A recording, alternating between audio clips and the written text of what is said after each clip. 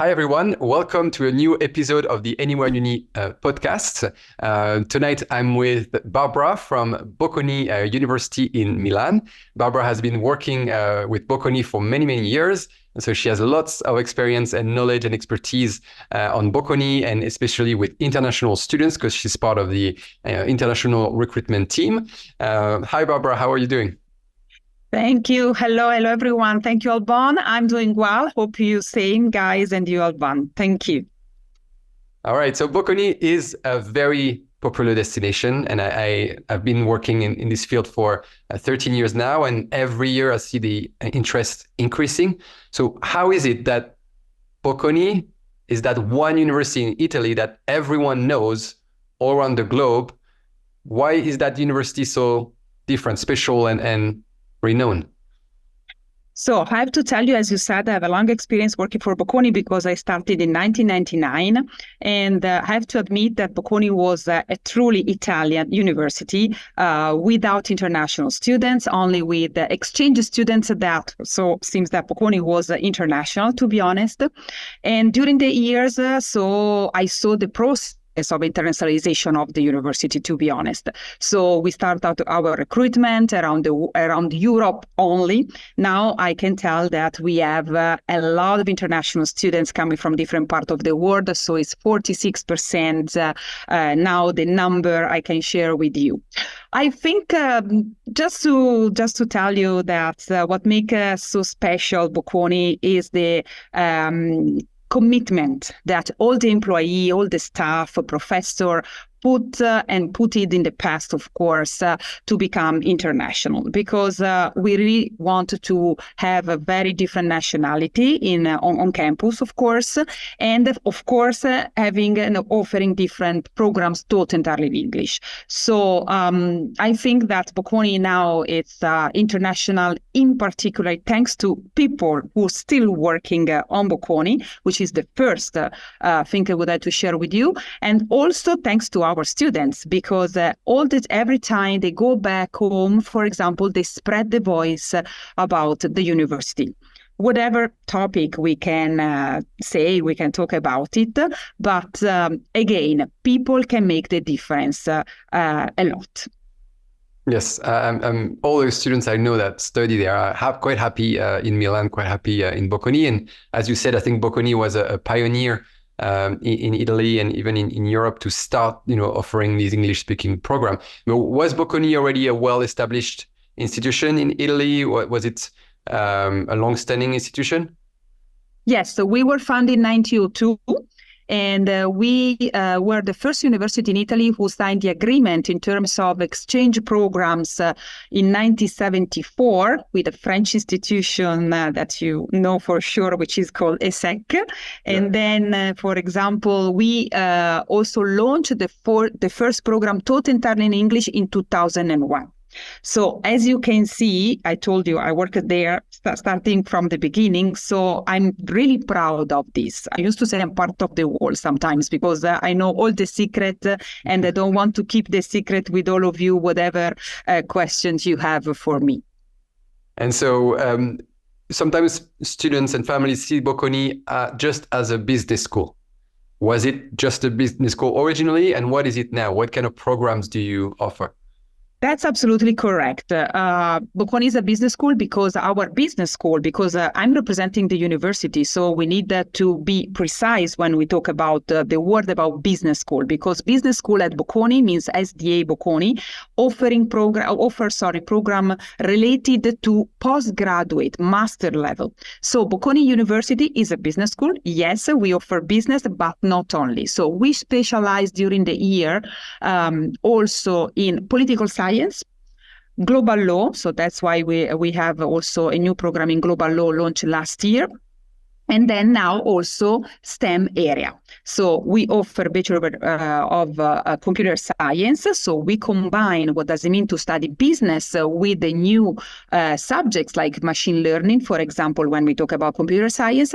But we have also a program in artificial intelligence. And I don't want to lie to you, we had a lot of requests, in particular last year in terms of applications related to this area. Because the new generation, they know what does it mean can, let's say, manage a company more or less, but they need to specialize in something. And also, of course, the new generation really like AI. I'm not good at all, to be honest. For example, what does it mean study artificial intelligence or computer science?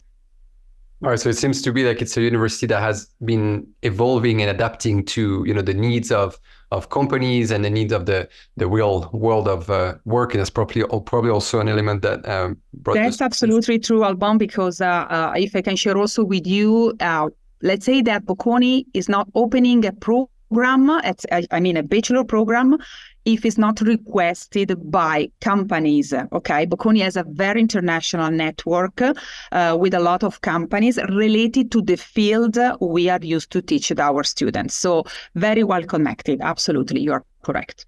All right.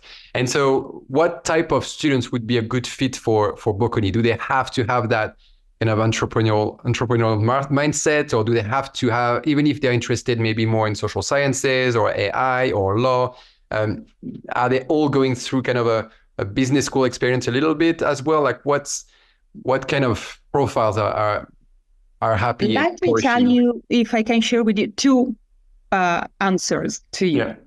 The first one is personal, very personal, because I know my students, and I have a lot of student ambassadors who are working with us. They are sharing their experience. So first of all, I would suggest to students to be very motivated, very dynamic, very interactive, and very flexible, because if you study at Bocconi, you have already developed communication skills, in general, soft skills, which are important. I tell you guys, not for the admission, but once you are a Bocconi student. Sorry about that. Then we'll talk about the admission. Yes. On the professional answer I have to give you, yes, the same characteristics, but I have to add, you have to be good at school, because transcripts or tests, whatever we ask at Bocconi, are very important in order to be selected in the university. Yes, so we're going to dive into the admission, which is your expertise, in a minute, so students understand, because there's a difference between the kind of students, as you said, that you're happy to see, and the kind of soft skills that they need, and the admission process that has its own approach. So what's the experience like when students get to Bocconi? Your bachelor degrees, are they in 3 years, 4 years? Do they have to take Italian classes, or do they not? How many hours a week? Like what does it look like? A typical day life at Bocconi, starting very early, around 8:30 in the morning, and gonna be finished right around, let's say, maybe 7 o'clock in the evening. It depends on the schedule that you have, because it depends on the activities that you have to do during the day, because sometimes you can have only lecture during the morning, but you have to study in the afternoon. And usually students, they stop in the university in our library, which is huge and amazing, guys, because you can do a lot of research. You can work on your homework, for example, that professor gives to you, and so you stay all day long. Otherwise, maybe even if you have time, so I don't want to say that it's spare time, but you have free time to do something else, you have to think that you have to study, because passing exams is very important. So I would say that Bocconi is demanding, yes, but not impossible. Absolutely, yes. So the day life at Bocconi is unbelievable. So maybe if you are not taking lectures as well as I was telling you, maybe you are taking part of association, because we have more than 100 students association or clubs where you can refer to for different topics. Or maybe you can do some sports. Could help you also to have to work in group, because this is also another part I would like to underline to you, because this is something that we really believe and we want to share with our students, for example. All right. So yeah, social life seems to be busy, and I had the chance to visit the campus just a few months ago, and I could tell like it was very, very busy. And so you said it was very international, like almost half the students are international, which is a big number. Where are they coming from, these international students? Is there specific nationalities that is mostly them for international students, or where are they coming from? In general, we have students coming from different parts of the world. We increase the number of students coming from United States, for example, South America, but we have a lot of students coming from Europe. If I have to tell you guys, which is the first nationality enrolled at Bocconi, is French. Now we have that special, there's a special relation, right? Because even you managed to convince HEC Paris to start a bachelor degree with your dual BA between Bocconi and HEC Paris, which is really impressive. So it shows that there is a special link, I guess, between... A very special link with French. We are cousins, so just to cross the border... From Italy, we are in France, so that's absolutely fantastic. But just to let you know, we increased the number from India, for example. We have students coming from Asia, Southeast Asia, Middle East, of course, northern part of Africa, so Morocco, Algeria, Tunisia, and so on. So it's a very different mix.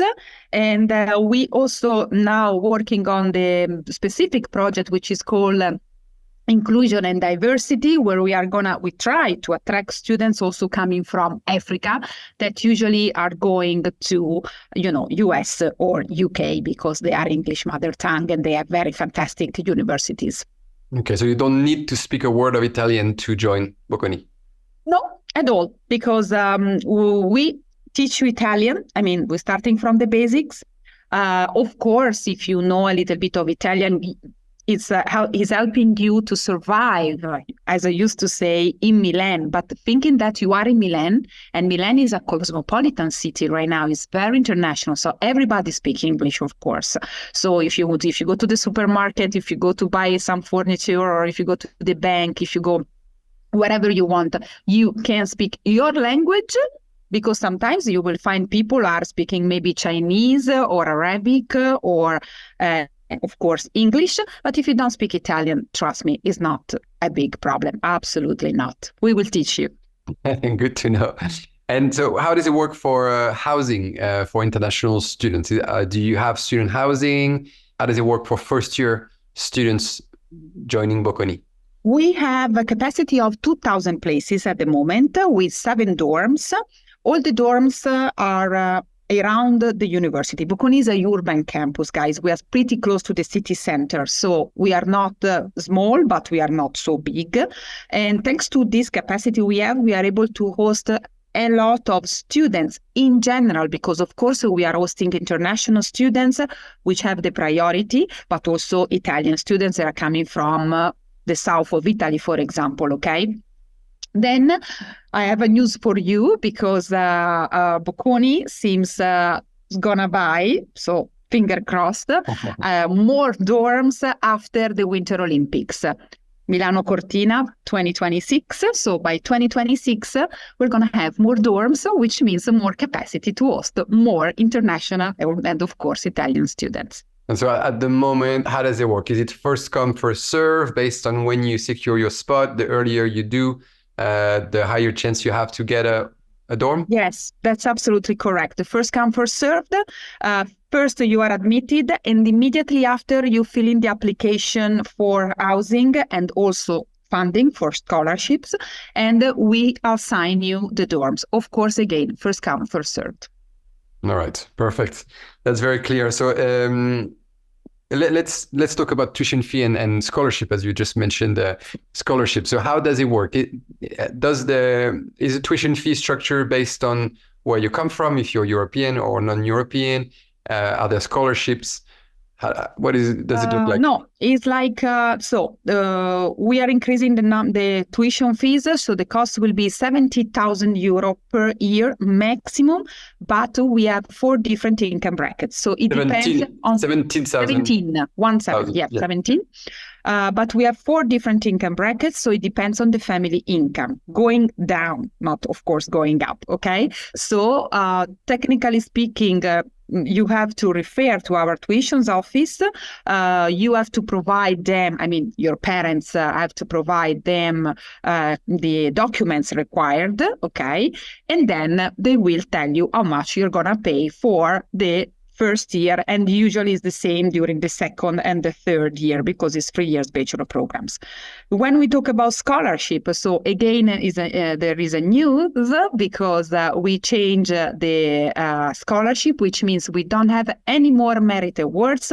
We just focus on need-based because we invested a lot of money thanks to our also fundraising office and the donors who are able to help us in order to help all the students, so the majority of the students. So we are able to provide 100%, 80%, 60%, 40%, 20% in terms of scholarships. Then we're going to have a specific scholarship for women's. So we have women's awards who are interested in the not so famous area usually for girls, I would say, like STEM area, like economics, artificial intelligence, computer science. But thanks God, girls, we are strong. There are some girls around the world who wants to do this type of field, this type of topic, and then so we will provide this. And of course, we have the regional better. It's called ISU, which is the scholarship provided by the Lombardy region. Okay, when you apply, so please don't forget to apply also for scholarship because this is very, very important. And so is it the same system whether you're from Morocco or from France, EU passport or not? Everyone is eligible the same way. Yeah, you're right. I forgot to tell you, is exactly the same. So no differences between EU, non-EU students. Okay, in general, so the same tuition fees, the same procedures, the same portal, whatever. Yeah, that's amazing because that's quite rare. So that's also very. I can tell you why, because of course we have also Italians, so we don't want to make differences between Italian and international. For us, students first, I would say, okay, and then we'll see what's going on for all the other aspects. So before we dive into admission, Bocconi has some very unique programs. So I mentioned the dual bachelor between HEC Paris and Bocconi. You also have a world bachelor in business, like a WBBA, or with USC in California and HK UST in Hong Kong. So can you tell us a bit more about these unique multi-degree or programs in the bachelor level? Yeah, absolutely. So first of all, because we were talking about tuition fees and scholarship, for those two programs, tuition fees are different because for the World Bachelor in Business, the one with the USC, California and Hong Kong, you refer to them in order for content of the program, but of course I can share with you, no problem. But in terms of fees, you're going to pay the first year in US, in LA, the second year, the tuition fees in Hong Kong, and the third year, the tuition fees in Bocconi, which means exactly the rate if you be enrolled in these 3 different universities. The fourth year, it depends where we'd like to study, because if you choose to study in Bocconi, you pay the same tuition fees. If you go back to US, the one in US, or to Hong Kong, the one in Hong Kong. Related to scholarship, for example, for the WBB program, we are used to provide you 50 or 25% in terms of scholarship.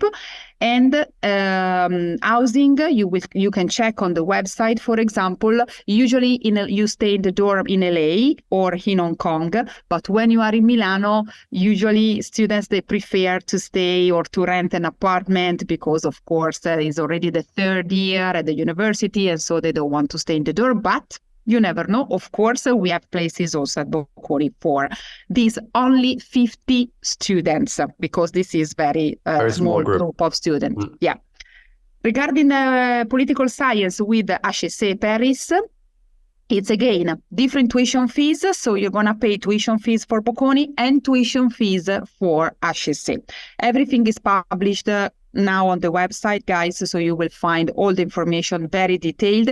And it is again the same for scholarship, because specific scholarship are provided by the 2 different universities. Okay. All right. In general, the two programs, in terms of content, the political science with HEC, it's related to data science, society and organization. So that's why you're going to study economics for sure, political science for sure, in terms of international relations as a specialization, for example. But you have to know also some, you have to have some knowledge is related to computer science, because if you work in an organization, NGO, whatever, you, for example, want to analyze data, this is very important to know.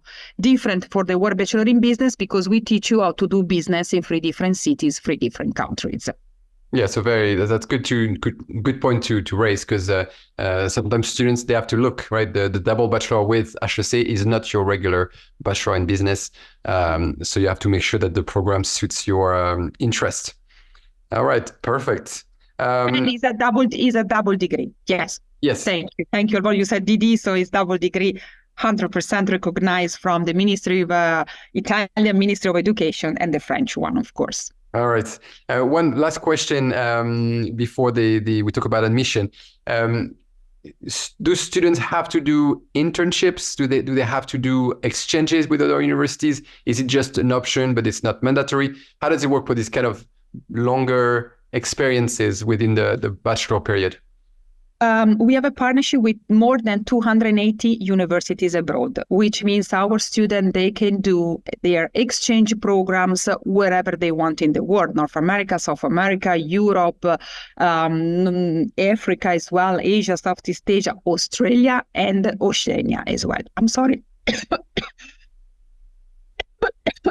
I'm sorry. That's all right. It's a lot of talking. Yeah.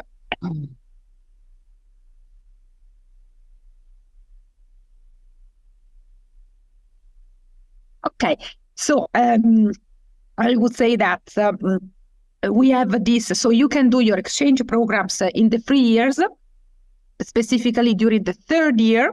So you decided to live in exchange during the exchange programs on the 1st semester, on the 2nd semester of the 3rd year, to be honest, okay?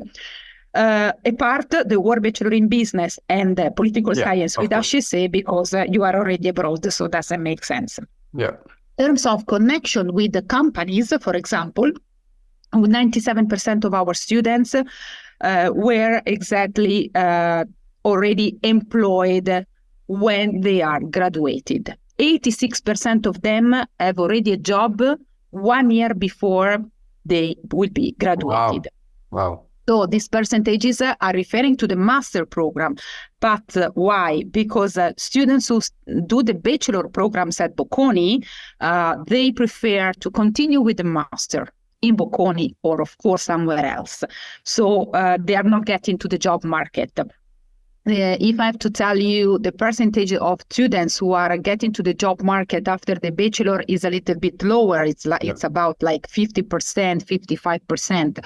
But just because of that, okay? So it's compulsory for Bocconi students to participate at the events, a lot of events we are organizing on campus or abroad. For example, the most important one is called Bocconi and Jobs, where companies are coming to Bocconi and they said, I want you. They set up meeting, they set up interview already on this with this opportunity.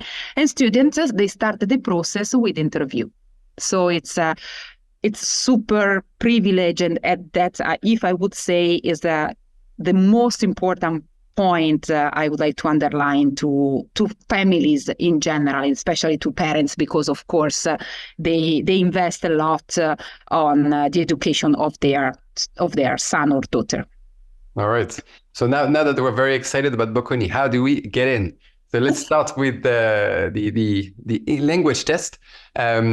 How does it work? Do you need an English speaking test for everyone, or maybe there are some situations where you don't need one? If you need one, what test can you take? So I will start with numbers. So 55% of our admission is based on test, SAT, ACT, or Bocconi entry test that they can sit it online only.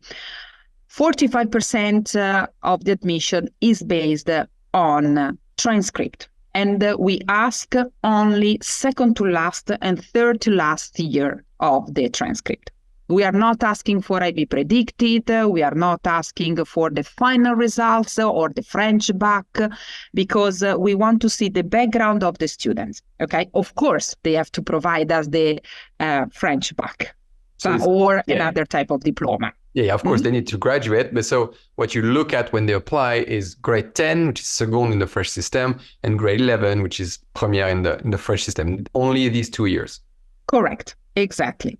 Yeah. Then we don't ask, and this is the other news, we don't ask anymore for motivational letter and CV. So we are really focused on transcript and test. This is the admission for the regular program we have at Bocconi. Yes, I mean, management, finance. Not for the other two. In business, not for the, okay.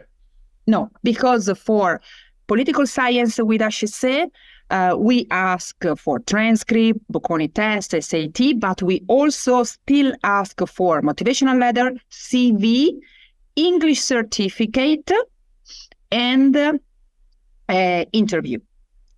For the World Bachelor in Business, we ask for grade, from grade better, 9, 10, 11, and part of the 12, because you apply directly in Common App. Like you do in the US?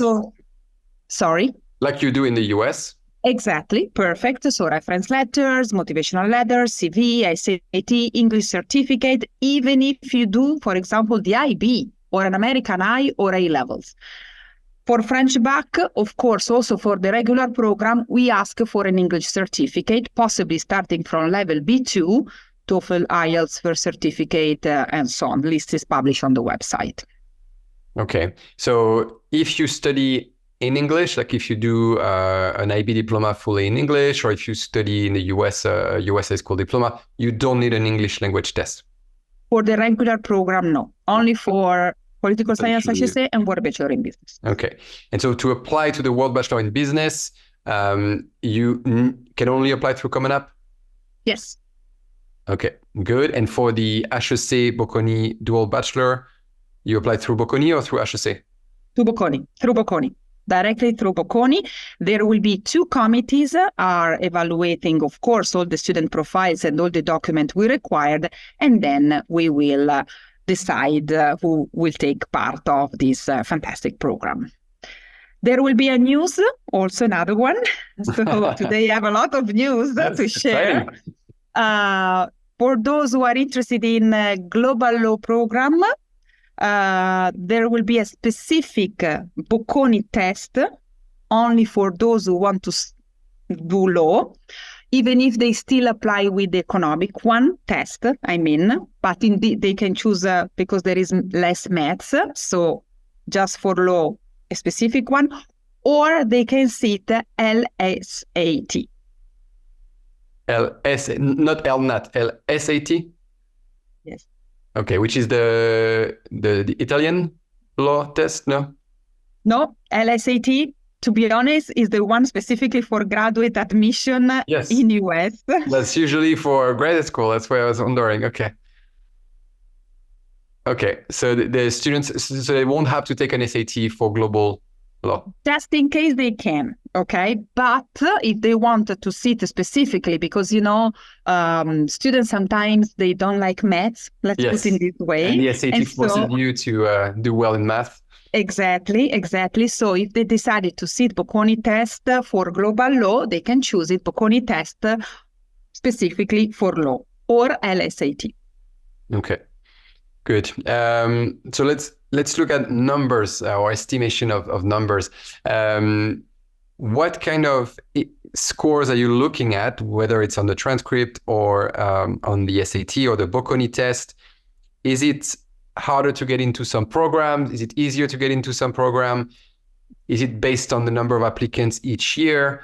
Like, how does it work? What do students need to aim at if they want to, increase their likelihood to get into Bocconi? Bocconi is really competitive, I have to tell you.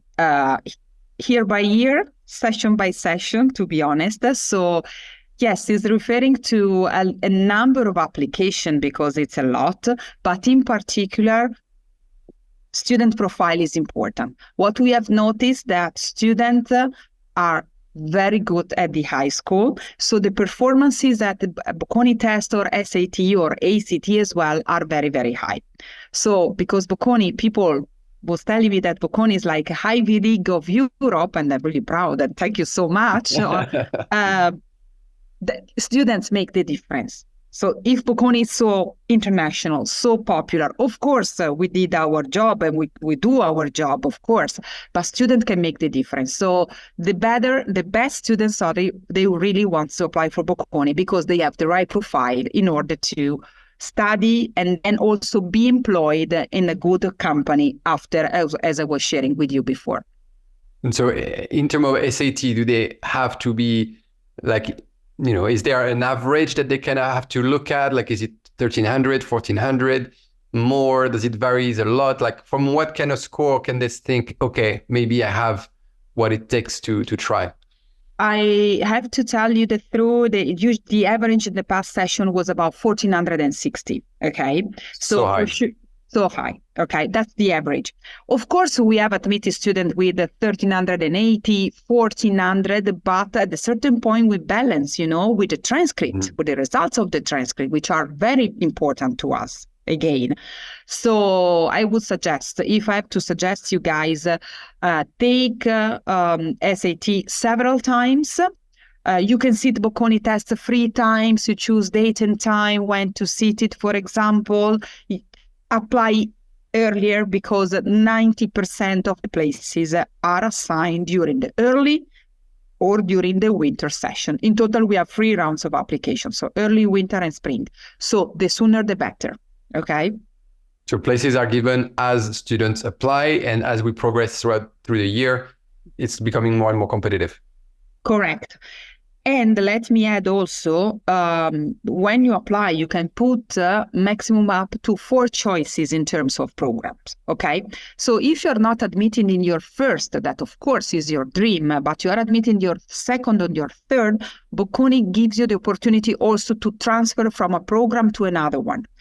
So that's why at the beginning of this conversation, I was telling you Bocconi is very flexible, because this is very important for students, because maybe of course, they want to do management, but they are admitted in art, culture, and communication. This is not exactly what I really want to do. My suggestion is confirm the place, to be honest, and then ask for a transfer, because it's going to happen, okay? And this is not only for the application to get in, okay? It's also happening during your first year, because maybe you are admitted in your first choice. So you are happy when you are still at the high school, but then you change your mind and then you wanted to do finance for different reason. Bocconi allow you to do that. And so students are not penalized if they put 2, 3, 4 choices, because in some countries some universities could say, students don't really know what they want to do, but here there is no motivation letter, so there's no problem. Absolutely not. So that's why, if I can tell you as well, I'm here and my colleague as well to help you to understand better what does it mean to taking part of the Bocconi world, in particular for admission, but also in terms of content of the program. So I really suggest you to take in part of a lot of initiatives we are used to do in person or online. Last Saturday, for example, we have done the open day where 1,000 students from Italy or abroad, they came and they talked with the program director, with the student ambassador enrolled in that program, just to understand the level of the maths, maybe HL, SL, AI, AA, DIB, or specialité in the French system. So how it works, which is absolutely important, guys. So if you attend open classes online, campus visit on campus, of course, take the opportunity to talk with us. It's absolutely better, and you're going to see the process of the admission will be much more smooth, a little bit. I always encourage students to go visit the campus and talk to students and get the vibe to make sure it's the right fit for them. So if I understand correctly, they can list, 1, 2, 3, or 4 programs, and they might receive offers in some. And do they receive one offer only, or could they receive multiple? One offer only. But is the one they have selected. Yeah, in the list. And so then it's really based. Some programs might be more competitive that year, so they don't get in that one, but they get into another one that was slightly less competitive that year. That's correct? Correct. And another news related to this topic is starting from this year, even if a student is admitted in the one program they put in the list, but they don't want to do that, they can ask to be admitted or transfer in another program which is not in the list. So wow. Bocconi is taking care of the different profiles and different needs of students. So I think it's very nice. Yes, that's nice. And one question about the test. Would you recommend one test or the other based on different profile of students? Students that would be stronger in math, or students that would be stronger in English? Like, would one test suit them better? Like, how do they choose between taking the SAT or the Bocconi test? This is another news. And then I finish with the news today, I tell you. So, first of all, my suggestion, guys, is do maths, whatever level. Higher level, standard level, AI, AAIB, or French back. Exactly. Because it's important not only for the admission at Bocconi, but also if you are admitted at Bocconi, maths is one of the most important exams. Our students are still terrifying from the past, from different professors about it, I have to tell you. Then the news I would like to share with you is that, which is the best test to sit it, I'm not able to tell you. It depends on the students. It depends on the preparation they have. But the news is that they sit SAT or ACT. They sit Bocconi test. Good score. Okay. They upload both of them, and the admissions officer will gonna take which is the best one. Okay. So they have that opportunity too. So basically, no need to choose. You can take both. Right.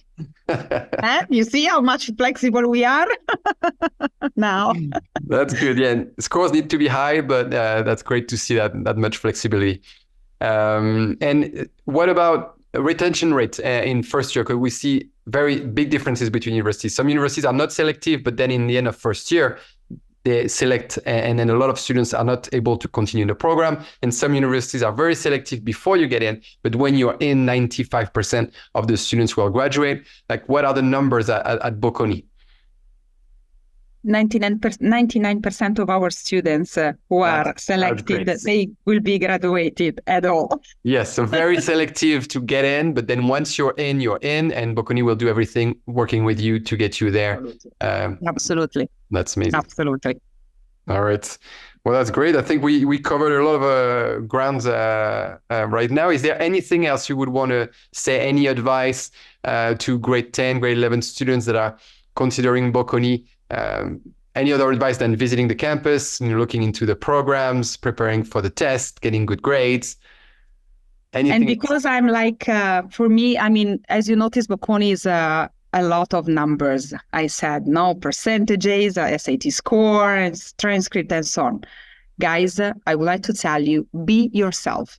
Don't do comparison with other classmates, because you can make the difference on the application. Even if we are not asking motivational letter and CV, but we have the feeling when we selected people that they are good students also when you will be attending Bocconi. That's my personal advice to you. Yeah, and I think that's important too. Because sometimes students are happy to have a system like Bocconi that will work more with numbers. And some students are frustrated to say, oh, I've been doing MUN and volunteering, and I'm a student athlete, and I'm doing all these things, and they're not going to use them. But I guess when they're in Bocconi, then they can keep doing all these things. And that's what you're looking for as well, that this type of students that will be able to be top students in and out of the classroom. That's absolutely correct. Just to add a few words, guys, you are talking with a person who, I'm not graduated from Bocconi, I have a different background, but was good in languages and communications and other stuff. And what I used to apply for my university, It wasn't important for the admission, but it is important for my job. So if, as Alphonse was saying, you participated at MUN, you do an internship, this is also important for your future career in the future. All right. One last thing, I think just to that I'm not sure we clarified exactly.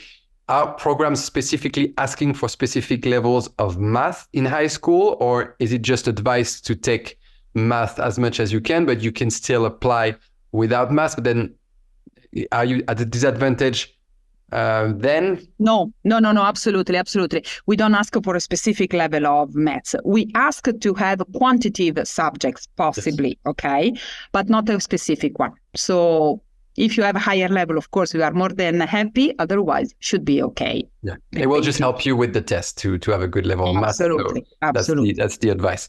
All right, that's great. Well, thank you so much, Barbara, for your time. Thank you for being with us. And I'll say bye to everyone and see you on another episode of the Anywhere Uni podcast. Thank you. Ciao, arrivederci.